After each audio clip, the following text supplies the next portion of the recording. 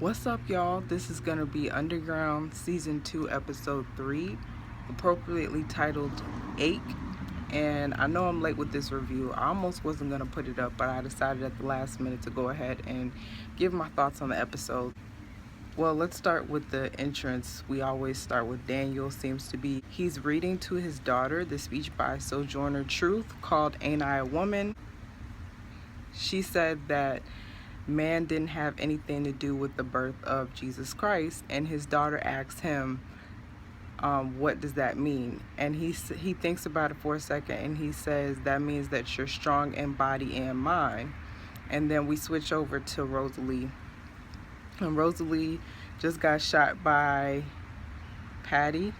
So Patty and her crew are tracking Rosalie, and Rosalie she's using the turkey feathers to help the buckshot, but she needs to go ahead and take um, the actual bullet out. So she takes it out, and then I had to do some research on this episode, and I found out that she put gunpowder on it, and she was gonna light a match, but she took a breath and the match blew out. Like, anything that could have gone wrong for Rosalie in this episode did. And she decides to put the actual gun on the gunpowder, and it got so hot to the point where the gun went off in her hand. She obviously didn't mean for the gun to go off, but it did. She's temporarily deaf, or at least that's what it seems like, because in the rest of her scene, it kind of feels like you're underwater, like you can't hear everything, like stuff is far away. And the gun went off right by her ear, and she's struggling this whole episode. She comes to some water that she needs to cross. Obviously, she crossed it, and then when she gets out, she has leeches all over her skin. It was too much. She's pulling the leeches off. She's pregnant. The leeches are like sucking on her belly. The imagery in that was like really, really powerful. In the meantime, Patty and her crew, she tells one guy, I forget the guy's name, but she tells him to get in the water. He refuses. She ends up taking out her gun, and he ends up getting in the water.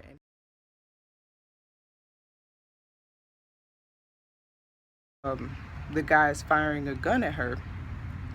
They get into this nasty brawl. She Mike Tyson's him. She bites off his ear, and this man went crazy. Like, I don't know if he could tell she was pregnant. I honestly don't think that would have made a difference in his treatment of her, because I mean, they don't view them as people anyway. So it was nasty to look at, but I was like sitting up there on the edge of my seat waiting for her to get him down, like, for good. And she finally, he has her in a headlock, and she finally takes out a knife, and she just stabs back, and she stabs him in the eye, and she kills him. And I was so happy, because he was becoming a bit much. Patty and her crew find him, and she asks if he has any family, send the body back home. The man says he doesn't have any family. So they said, well, bury him right here. She was taking a picture on his body, which I thought was kind of weird. I'm going to be jumping all over the place. Let's go back to the flashback that Rosalie had. Her mom is watching her make the bed for the master, and her mom comes in and says, get on the bed, jump on the bed, and they're jumping, they're having a good time. It was fun. And her mom says, you have to steal little moments like these, because you're in for basically a world of pain that I can't protect you from that.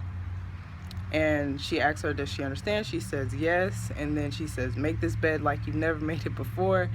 And she said, or I'm going to stick Patty Cannon on you. Now, Rosalie, we don't know how old everyone is, but she was a child right there. Patty Cannon has been doing this for a long time, because when she was a child, her mom said she was going to stick Patty Cannon on her. So that stuck out to me in that scene. Moving right along, they're about to bury the man's body, put in the last little bit of dirt on him, and next thing you know, the camera stays on that spot, but I'm trying to figure out why is the camera staying on that spot. And we see Rosalie climbing out of the grave like Tales of the Crypt, and I was just so taken aback. By then, Patty and her crew have moved on, and they figured that she has too. She's trying to get to her next spot. She gets to some water, and that's where those leeches are. And she's just sitting there for a second trying to catch her breath, and a snake comes up and bites her.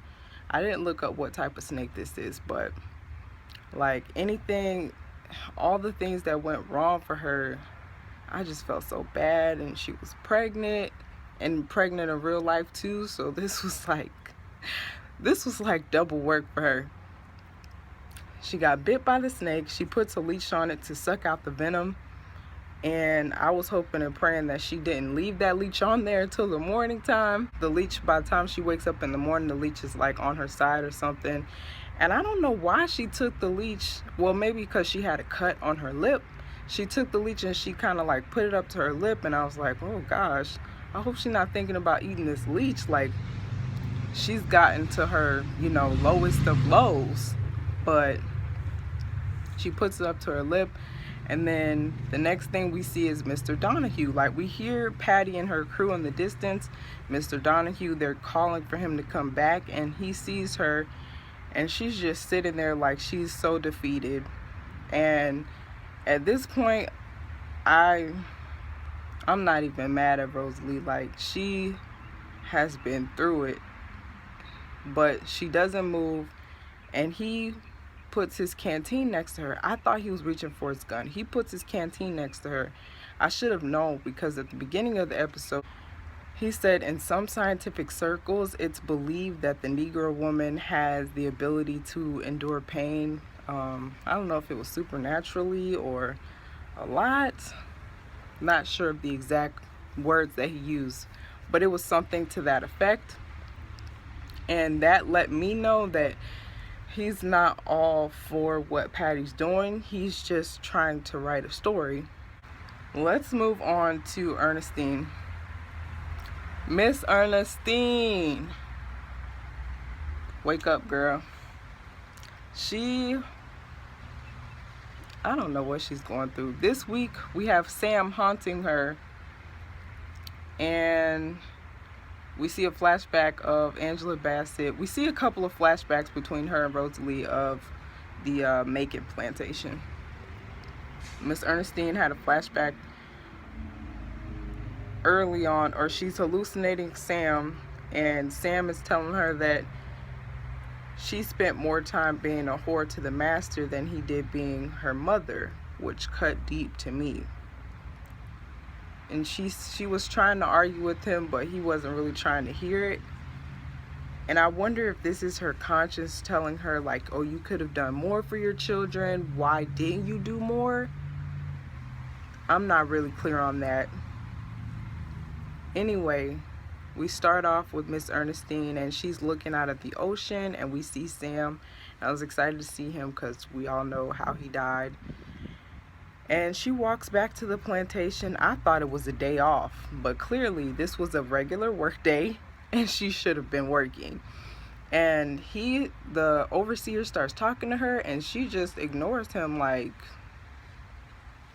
and continues to keep walking like he's not facing her, until he slaps her. He finally looks at him, and then he's like, what are you doing? You should have been working. And that's when we see Hicks come up to protect her and cover for her, and say that I told her she could have the day off because she's going with me tonight to play at Master Matthews' house, the big house.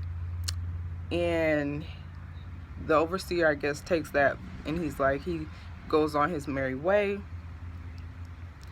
And Hicks looks back at her, and he's like, what are you doing? And he gets mad, and she's like, she clearly states, and this to me was a sign that she had given up all hope. She says, nobody asked you to save me. Like, she wanted to pick a fight with him. And he says, is this about that girl? He said it's kind of low. He was like, she didn't mean nothing. in my mind I'm laughing because I'm like, Miss Ernestine don't care about that girl. Miss Ernestine don't even care about her life, so I know she don't care about that girl. After that, we see a brief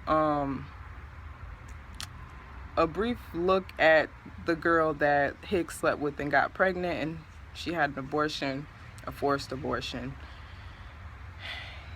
And she's being shamed, and they say, you're being shamed because you should be shamed. And a white man comes up on a horse, but he doesn't say anything. He's just looking to see what's going on. Next, we see Miss Ernestine, and she's sitting by the bottle tree just looking, and she says, the pastor comes up, and she's like, I don't know why you would want to trap spirits. It seems like when they die, they're finally free, which is another sign that she does not value her life. And he says they're not free. He says the things that you're going through, we've been through. You could tell that he's trying to get through to her, but she's just not having it. And she says, well, they certainly didn't help your daughter.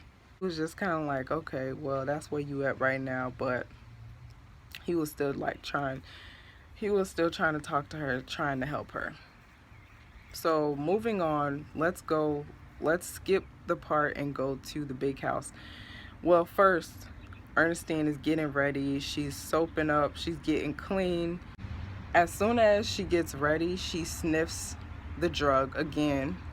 And Hicks, of all people, tells her, you might want to lay off since we're going to the big house and all. And she says, all the better. And so they go on their merry way to the big house. And she's outside in the hallway. She's waiting on him, I guess, or a signal, somebody to tell her to come in. So the conversation that they were having was kind of interesting, but it was also kind of like background noise. I was listening to the part where the man in the suit, I guess that's Master Matthews. I'm not really clear on this information. They haven't made that clear to us. He says slavery is a one-sided term. He said he liked the word bondage better. Bondage describes it accurately in that it affects not only the slave but the master as well. They start acting different as well. Like, there's an effect. Slavery has an effect not just on the slave but the master as well. Moving on, they keep giving Hicks drinks, which he starts to get suspicious of, and I did as well. I thought that was kind of weird. I don't know why that man kept giving him alcohol, and he just kept drinking it to the point where he was like, well, I don't want to be drunk. And he says, well, why don't we hear some singing now? And Ernestine comes over and she starts singing. At first, I really wasn't paying attention, but it sounded like a story of when she killed Master Tom. But I don't know if that's true or not. Anyways, she starts laughing hysterically. Sam is obviously still there. He's laughing with her, and I thought she had a breakthrough. Like, maybe she thought to herself, I'm happy that I killed him. I'm not really sure what she was thinking about in that moment, but I felt like she had a breakthrough. So she's laughing hysterically. I thought she was going to get lashed. I thought she was going to get hit, because they look outraged at what she's doing, like she's acting like a crazy person, which she was, just a little bit. And we cut to the scene back at their house, and Hicks is mad at her. He's saying all this stuff to her, and you can do whatever you want to do in the big house, but leave me out of it. And he says, you don't talk to me like that. And they start the physical fighting again. But this time she's actually like hitting back, which is different because she hasn't really tried to hit him back. I haven't seen her try to fight back at all. Not really, not with Hicks. So I was happy to see that. Like, she's standing up for herself. But at the same time, I felt like she really didn't care. he stops and he's like, I don't know why we're doing this, I love you. And they begin to do what grown folks do, and the whole thing was kind of weird to me. Let's go to the flashback scene of Miss Ernestine and her first husband. And I thought when they showed him with those lashes on him, I was like, oh my gosh, it looked so bad, so bloody, so messed up. I didn't really know what happened. I wondered why he had got a beating like that. And I didn't actually realize that he was dead until I watched Mike B's review, because he says that she goes back and she closes his eyes. And I missed that part. So I went back and I watched it again, and I was like, wow. So he was dead.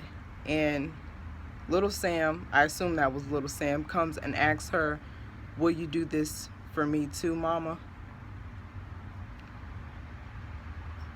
That was too much. But it was like a common occurrence. So it was so sad to hear him even ask that question. But I understand why they had to put that point in there, because that is the way that, obviously, that's the way that he died. The flashback scene with Angela Bassett, I'm trying to figure that one out, because basically she's saying, oh, you need to cut out your insides. That's the only way you're going to survive. Because Miss Ernestine's like saying, and she was young at this point too, she was like, I know you helped some of the girls out around here. And Angela Bassett's like, you're not pregnant. And she's like, I know, and I don't want to ever, basically be in that position, which obviously didn't happen, because she had 4 kids, as we know, because one of them, we don't know what happened to them. Sam passed away, and so now she has Rosalie and James, and we don't know what happened to the other child. Hopefully that will be revealed soon. And basically Angela Bassett's answers to her was to cut out your insides, because that's the only way you're going to survive. You don't own your body. You never will. Which was so sad to think about. So I get why they put that scene in there. It kind of takes you through Ernestine's mind and why she is the way she is and where she is right now. So then we go to the final scene with Ernestine. I never thought Miss Ernestine would do something like this. She has this big rock in her arms. She's walking out to the ocean, which is beautiful, by the way. And she's gonna drown herself. She's like, this is a means to an end. I'm done. Which they kind of have been, foreshadowing all throughout the episode, how she did not value her life. So she walks out and she goes into the ocean, and you see Sam waving. Sam is happy. He wants her to die. Her husband is on the other side, and then you have Pearlie Mae. She's just waving. So she walks out, she lets go of the rock, and the community pulls her back in, starting with Hicks. And that was a powerful scene to me, because they're saying, don't give up hope. Don't let go. We got you. And they pulled her back in. We got you. An Insecure reference. This episode definitely covered a lot of information. And as always, thank you guys for watching.